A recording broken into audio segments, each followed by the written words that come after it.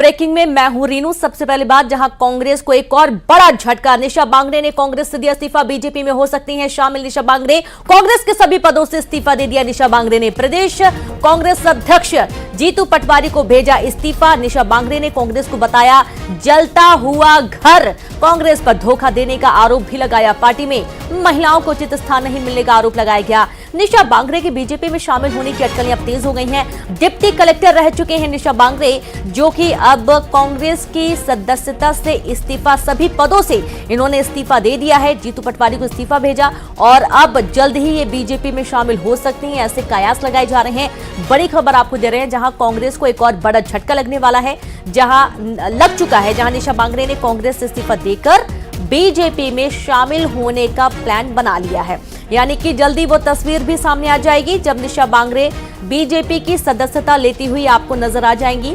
और सबसे खास बात यह है कि जो निशा बांगड़े हैं, ये डिप्टी कलेक्टर भी रह चुकी हैं और उसके बाद ये पॉलिटिक्स में आई और अब इन्होंने कांग्रेस का हाथ छोड़ बीजेपी का दामन थामने का फैसला किया है। जल्दी न्यूज 18 आपको वो तस्वीर भी दिखा देगा जब बीजेपी में जाती हुई निशा बांगड़े नजर आएंगी। हालांकि आए दिन, हर रोज ऐसा कोई दिन नहीं है जब बीजेपी में कांग्रेस के कुछ नेता शामिल ना हो। और बीजेपी ज्वाइनिंग अभियान के अंतर्गत एक बार फिर से वो बदलती हुई तस्वीर आपको नजर आएगी जब निशा बांगड़े कांग्रेस छोड़ चुकी हैं और अब बीजेपी के साथ आने वाली है।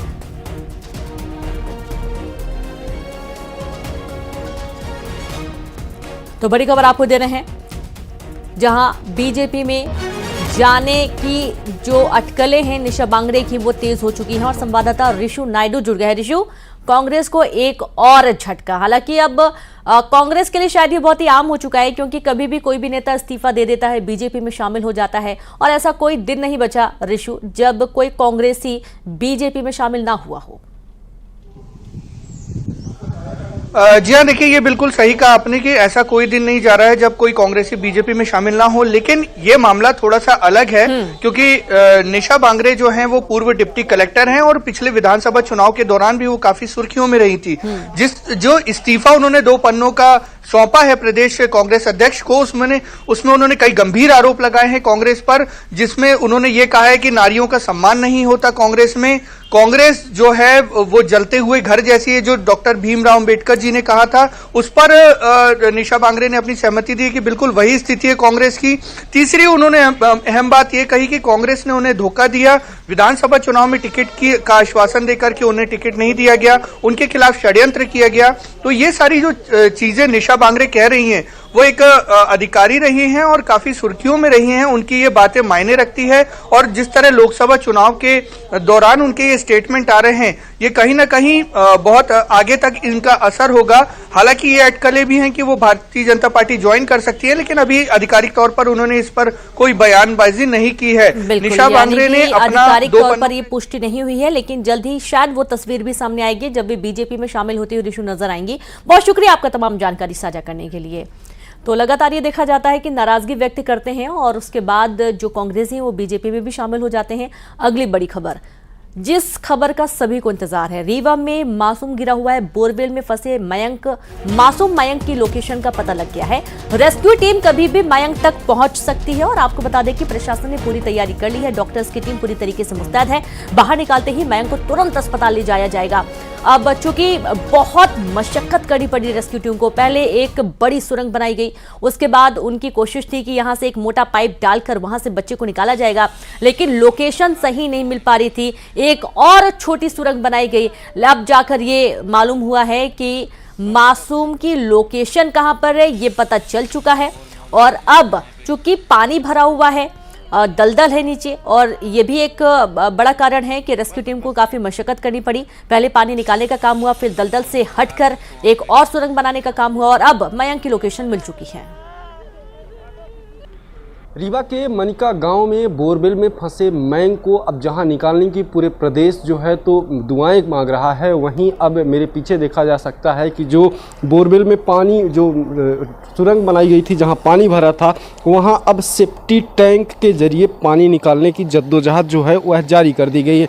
मेरे ठीक पीछे सेफ्टी टैंक है, उसके जरिए वहां से पानी निकाला जा रहा है और तमाम जो प्रशासनिक अधिकारी हैं, चाहे वो कलेक्टर की बात करूं, एसपी की बात करूं या क्षेत्रीय विधायक की बात करूं, तो मेरे ठीक पीछे जो है तो लगातार जब से ये घटना हुई है मौके पर डटे हुए हैं और सभी की निगाहें अब टिकी हुई है कि आखिर मयंक जो है उसकी सुगबुगाहट क्या हो सकती है और सुगबुगाहट के साथ ही जो कितना जल्द जो है वो बाहर निकल सके। हालांकि आसार यह लगाए जा रहे हैं कि टीम जो है वहां तक पहुंच चुकी है और बहुत जल्द मयंक सबके सामने होगा। हरीश द्विवेदी, न्यूज़ 18 रीवा। और चलिए सीधे रुक करेंगे, हमारे साथ संवाददाता हरीश जुड़े हुए हैं। हरीश, मयंक की लोकेशन मिल गई है, एक ये सफलता, और कितना वक्त लगेगा मासूम तक पहुंचने में? बिल्कुल रीनू, आपने सही कहा कि मयंक की लोकेशन जो है वो टीम को अब हाथ लग गई है, तो बात सही है। टीम को जो है वहां तक उसका लोकेशन पा गई है और टीम की जो लगातार जद्दोजहद और जो 40-45 घंटे का रेस्क्यू ऑपरेशन था, यही वजह था कि अब तक उसको वहां पहुंचने में वक्त लगा है। हालांकि अब और कितना वक्त लगेगा यह कह पाना तो अभी मुश्किल है, लेकिन टीम की अगर माने जो रेस्क्यू टीम जो नीचे में ठीक मेरे पीछे सुरंग है और यहाँ रेस्क्यू ऑपरेशन चल रहा है, तो उस अगर उस टीम की माने तो अभी 1 घंटे का वक्त और लग सकता है। 1 घंटे में टीम जो है तो तमाम सारी चीजें स्पष्ट कर देगी। हालांकि जिस जो स्थिति यहाँ निर्मित हुई है तो समझा जा सकता है और देखा जा सकता है कि कहानी क्या है और कैसे यहाँ चल रहा है। तो यह जो सुरंग है, सुरंग पूरी तरीके से एक खाई हो चुकी है और यहाँ तमाम अधिकारी कर्मचारी भी अंदर बैठे हुए हैं, उसकी मॉनिटरिंग भी कर रहे हैं और आसार है कि अगले 1 घंटे 15 मिनट 20 मिनट यानी कोई भी वक्त लग सकता है, एनी टाइम किसी भी वक्त मयंक जो हो सबके सामने आ सकता है। तो ये टीम की एक बहुत बड़ी सफलता है। हालांकि अब यहाँ तमाम जो जगह है तो दुआओं का दौर भी जारी हो गया है। हालांकि जिस जगह पे भी मैं खड़ा हूँ और जहाँ से मैं आपको सारी तस्वीर दिखा पा रहा हूँ, ये बहुत खतरे से खाली जगह नहीं है, क्योंकि तमाम जो मिट्टियाँ हैं वो मिट्टी जो यहाँ है तो मिट्टियों का ढेर है। मिट्टी के ढेर में यहाँ सारी चीज़ें जो है तो हम लोग भी खड़े होकर टकटकी लगाए खड़े हैं कि कितनी जल्दी मयंक जो है वो सब।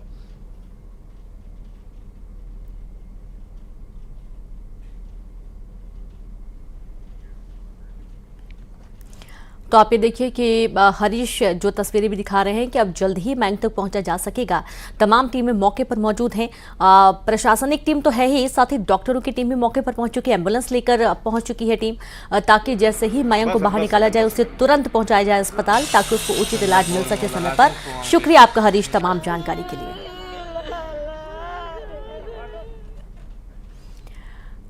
और अब बात रायपुर से अहम खबर की, जहां ओडिशा में पलटी छत्तीसगढ़ की बस। जी हां, बस पलटने से बलौदाबाजार के 15 यात्री घायल हो गए हैं। सभी घायल पद्मपुर जनरल अस्पताल में भर्ती किए गए हैं। पुरी से लौट रहे श्रद्धालुओं से भरी बस पलट गई और नरसिंहनाथ मंदिर के दर्शन कर लौट रहे थे सभी।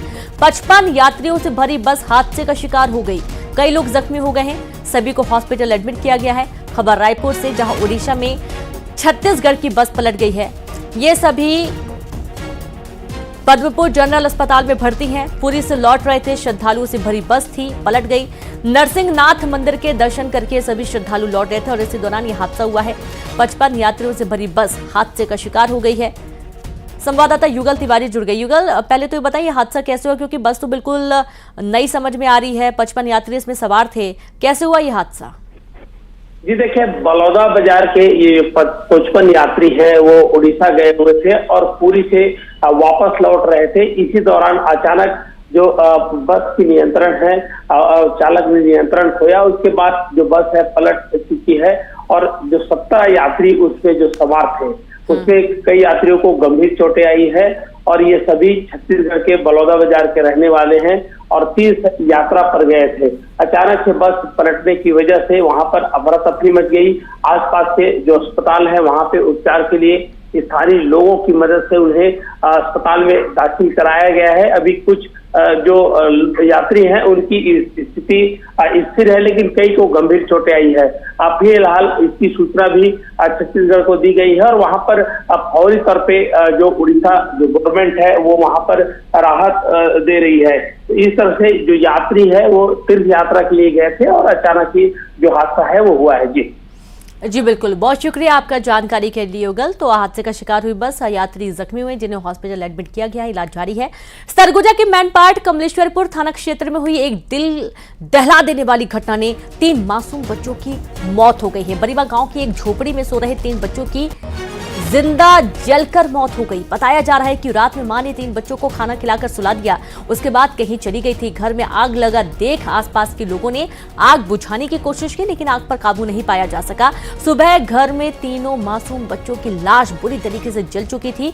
मामले की सूचना मिलते ही मौके पर पुलिस पहुंची और मामले की जांच में जुट गई है।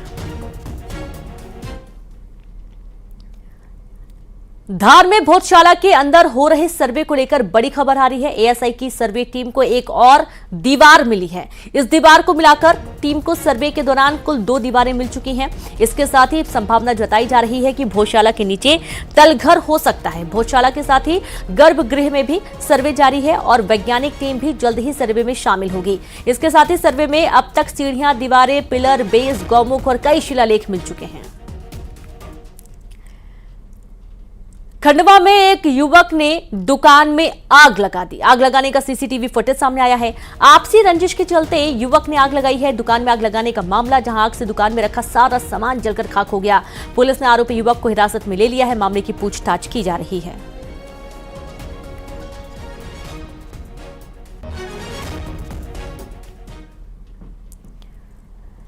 इंदौर में लूट का बड़ा खुलासा हुआ है। रैपिडो वाहन चालकों ने की लूट की वारदात, जहां सीसीटीवी फुटेज के आधार पर 2 आरोपियों को पकड़ा गया है। बुकिंग की लोकेशन पर जाकर देते थे लूट की वारदात को अंजाम।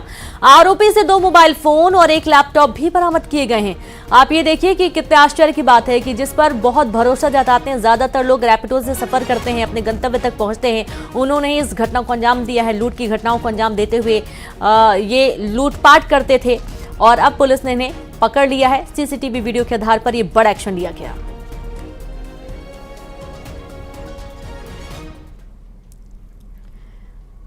और अब खबर बलौदाबाजार से है, जहां पर 20 लाख की लूट का सीसीटीवी फुटेज आया है।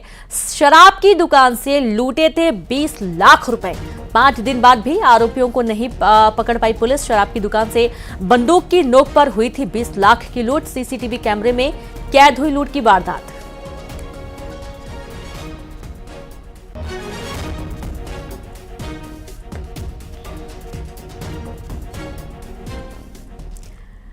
और अब बात उस सेगमेंट की जिसमें वोटर बोलेगा, नेताओं के सामने अपने मन का भेद खोलेगा, बात करेगा चुनाव के बारे में, उम्मीदवार के बारे में, मुद्दों के बारे में और रखेगा अपनी बेबाक राय। खास बात यह कि इसमें हम वोटर का नाम और उसका पता भी बताएंगे और साथ ही उसका संदेश भी सुनाएंगे। तो आइए करते हैं इसकी शुरुआत। देखते हैं वोटर बोलता में वोटर की क्या है राय खास। हमारे क्षेत्र में रेल लाइन नहीं है और उनका थोड़ा सा संपर्क कम है, तो हम उनसे चाहते हैं कि वो थोड़ा सा संपर्क बना रखे। और हमारे क्षेत्र में पानी, बिजली तो काफ़ी ठीक है, मतलब अच्छी है सारी सुविधाएं। और हम चाहते हैं कि यहाँ पर थोड़ा सा उद्योग क्षेत्र भी आए, जिससे हमारे इस क्षेत्र को और विकास मिल सके। सांसद का जो कार्य होता है उसके हिसाब से अगर अपन माने तो वो 70% तक बेहतर है, किंतु अभी इसमें और गुंजाइश है कि वो और आगे बढ़ के कार्य करें, क्योंकि हमारा जो क्षेत्र है कई वर्षों से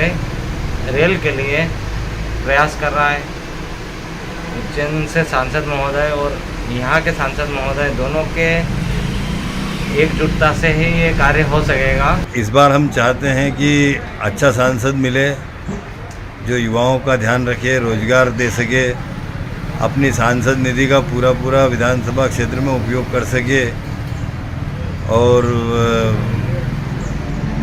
हमारे यहाँ से कई सालों से रेल की मांग चली आ रही, बरसों से, तो 10 साल इनको भी हो गए। अगर ये आवाज़ उठाए और रेल अगर लेके आए तो अच्छा रहेगा। हमारा सांसद ऐसा होना चाहिए जो क्षेत्र में हर जगह सुख दुख में आए जाए, लोगों की मुसीबतों में काम आए और युवाओं के लिए कुछ करके दिखाए। या तो देखा कि हम बेरोजगार, सुसनेर में बेरोजगार के क्षेत्र के लिए कोई एजेंसी वगैरह कुछ भी नहीं है, कोई कंपनी नहीं है रोजगार के लिए। और जो वर्तमान सांसद है उनको कभी सालों में देखते हैं, हम 10 साल से है, 1-2 बार ही मैंने उनको देखा होगा कि क्षेत्र में आए और लोगों से मिलना जुलना, किसी बड़े कार्यक्रम में आए, इसके अलावा आना जाना नहीं। इसलिए मेरा यही कहना है कि जो भी सांसद हो क्षेत्र में आए जाएं और सभी के साथ में सभी के हित की बात सोचें। और यहाँ पर एक छोटे से ब्रेक के लिए रुकेंगे, जल्द लौटेंगे।